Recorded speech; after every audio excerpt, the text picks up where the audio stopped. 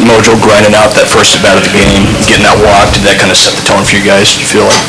Absolutely. I mean, he did just a fantastic job. Laid off some pitches down, fouled some pitches off. But yeah, just a grind over that bat, and it might not seem like that big a deal in the big scheme of things, but it just kind of sends a message: we're here to play. 121 pitches for Matt tonight. I guess, first of all, how much did he kind of help maybe going forward with the bullpen? And secondly, is this probably his only appearance here this weekend, would you say? This will absolutely be his only appearance, and we know if we were going to play past this, that we have a couple extra days of rest that he'll have. And also, high school, he was just getting warmed up. This might be like the 6th inning for him.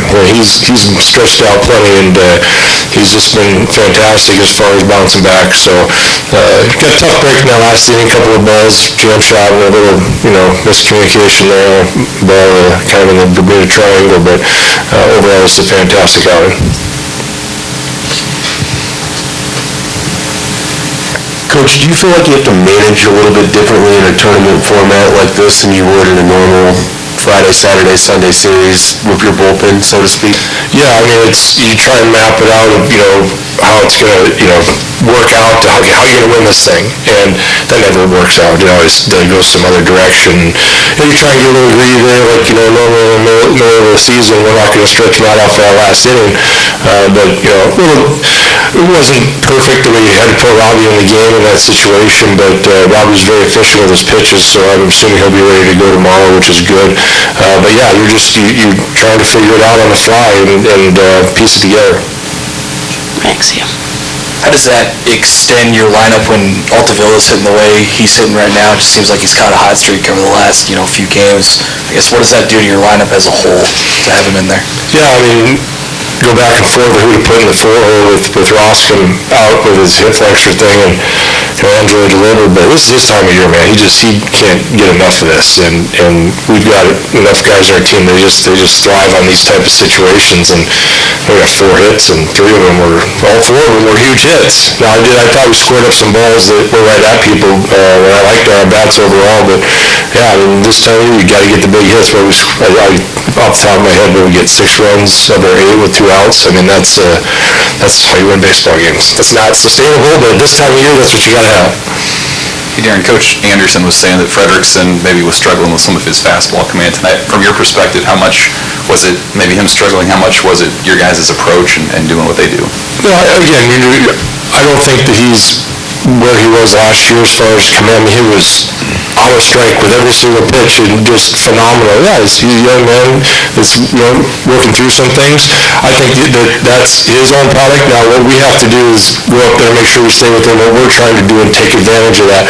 You look at the 390s we were able to get and be able to piece that in there with the 4 hits, and the hit-by pitches and the walks.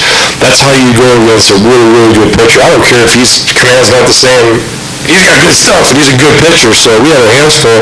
We got a couple pitches up in the zone. Joe got a breaking ball, 2 strikes. He hit the sac fly. That was a big one right there. Normally he's putting people away in those situations, so if he's, making those mistakes, we have to take advantage of it. Hey, Coach, these guys are always looking for a little extra motivation. With Minnesota being a team that took a series from you and doing what they did today, how can they use that, and how will they use that tomorrow with an Iowa team that beat them already as well? You'd have to ask them, because they've got their own little thing. I'm just getting out of their way right now, but you get walked off by a team on Friday night, and then you get demolished in the second game, and then you come back and you win, you salvage the last game.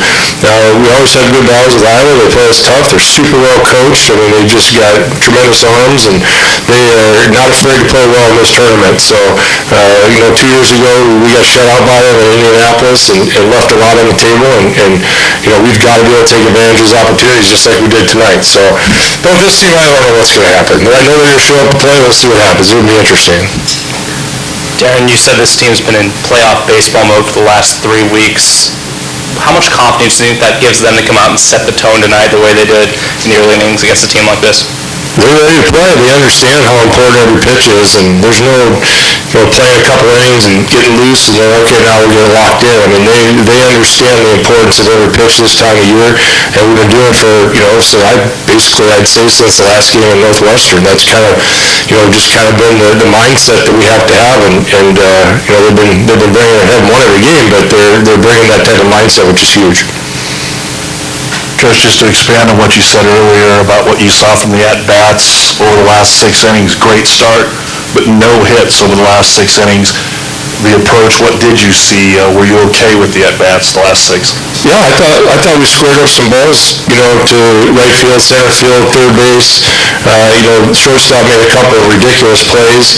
That's going to happen. So, again, that's who we are. We're just a scratch and claw when we get a big inning. We have 2 big innings. We consider a big inning 3+ runs or more.